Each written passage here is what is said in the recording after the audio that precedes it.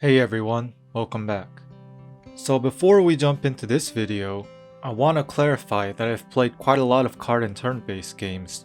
You're looking at 300 hours in Slay the Spire, a screenshot from when I was climbing the Hearthstone ladder in the Asia server, a commemorative badge from the Pokemon VGC 2017 Nationals, and more hours than I'd like to admit in auto chess.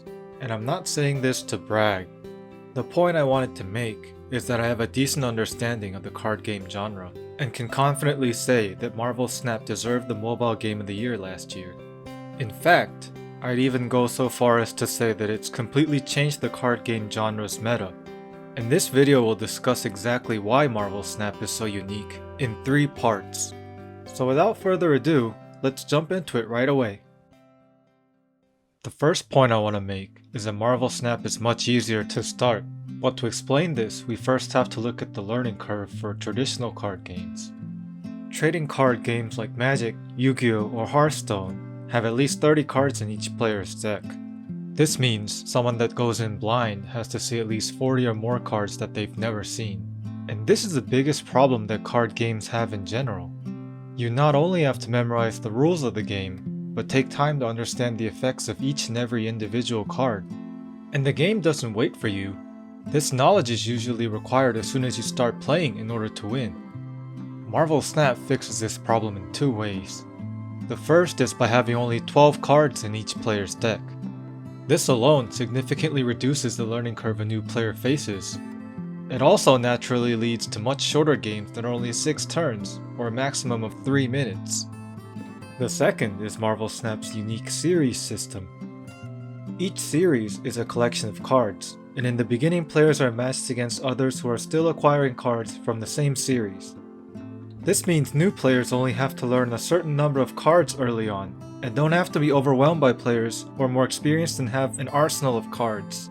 For example, a player who's collecting cards from Series 1, the first collection, will only be exposed to 46 cards. This levels the playing field and also reduces the need to pour money early on to get all the good cards. Which leads us to our second point. Marvel Snap's business model is far less predatory as long as you keep playing. The only way to get new cards is to increase your collection level. And the only way to do that is to use in-game currency called credits, experience gained by playing. Now, you may be comparing this to buying booster packs, but I assure you, it's quite different. The daily and weekly quests, along with the season pass, actually offer generous amounts of credits. The cash credit exchange rate is awful, to the point where it feels like the game is actively discouraging you from spending money. The only thing that actually gives value, in my opinion, would be the season pass. I'd say that's pretty generous for a CCG. And remember how one deck only consists of 12 cards? That's where Marvel Snap stands out as well.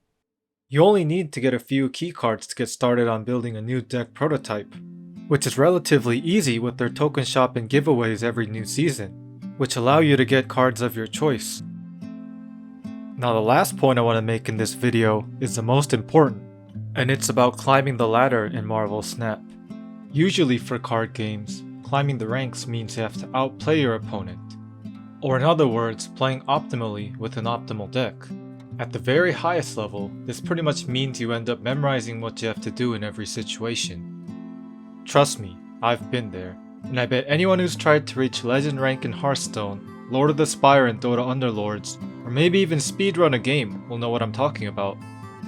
However, Marvel Snap has its own take on playing optimally with its location and snap systems. Each game features 3 locations at random, some of which could be very good for one deck archetype and awful for another. So even though you usually draw 75% of your entire deck every game, there's no such thing as a perfect or optimal deck. Each individual game plays by its own rules because of varying locations, and you have to adapt your playstyle to accommodate this. The real question is, how do you integrate skill into this sort of gameplay? That's where the Snap system comes in. You see, Marvel Snap isn't about winning more, it's about winning big. Each game starts with players betting 1 MMR point. If you feel confident, you can snap, doubling the stakes. This goes up all the way to 8 points each game, and because of this, players are constantly playing mind games to see whether they should raise the stakes, hold, or retreat.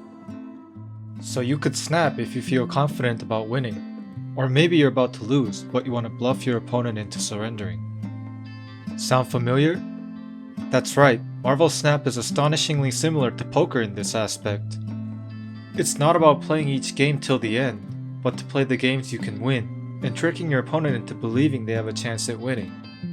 And believe me, it took me a very long time to truly understand this point betting system, simply because it wasn't ever in the card game genre. We've been taught to fight until the very end, to try to flip the tables with the surprise move, not to learn to give up or bluff our way to victory. And that's why I think Marvel Snap is a pretty special game. It eases you in with relatively simpler mechanics and a beginner-friendly business model. But it's not just simple, it also has its own twist on the genre that's both a fresh take and a pleasant surprise that I've been enjoying for quite a while now. How do you feel about Marvel Snap? Let me know in the comments below. Thanks for watching, it means the world to me. If you enjoyed this video, please give it a like and consider subscribing for more content like this. I'm considering these topics for my upcoming videos, so stay tuned.